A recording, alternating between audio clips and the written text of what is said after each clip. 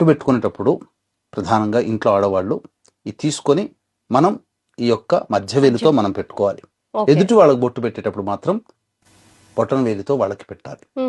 ఎందుకంటే ఇది మధ్య వేలు మనకు ఆయుకారకుడు ఈ విధమైనటువంటిది. పైగా మనము ఎప్పుడు కూడా ఎదుటి వాళ్ళ మంచిని కోరుకోవాలి. ఇది శుక్రునికి సంబంధించినటువంటి వేలు. శుక్రుడు అంటే సౌభాగ్యకారకుడు.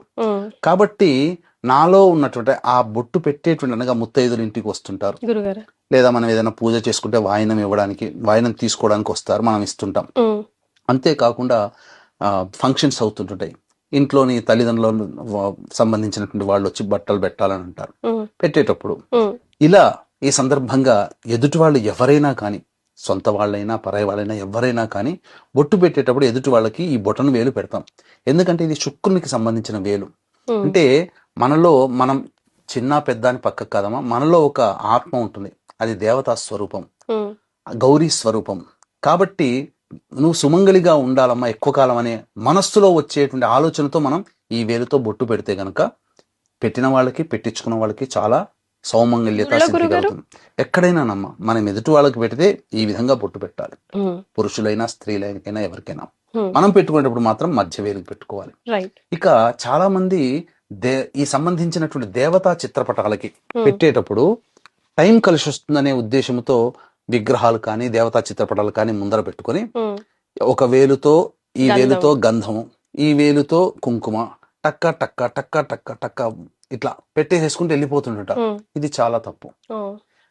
కేవలం దేవతా సంబంధమైన విగ్రహాలకి చిత్రపటాలకి ఈ యొక్క ఉంగరం వేలే మన ఇది దేవతా సంబంధించినటువంటిది.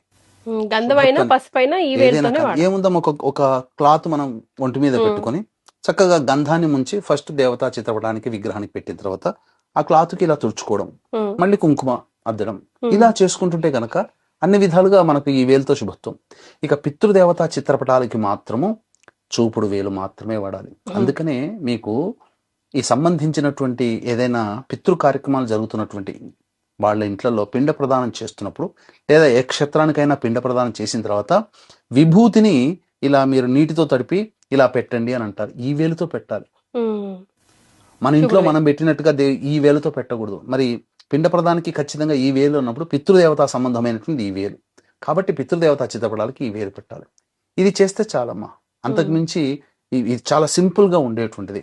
కాబట్టి ఈ విధమైనటువంటి విధానమే శాస్త్ర ప్రకారం అందరూ ఆచరించడం అనేటువంటిది చెప్పవచ్చమ్మా.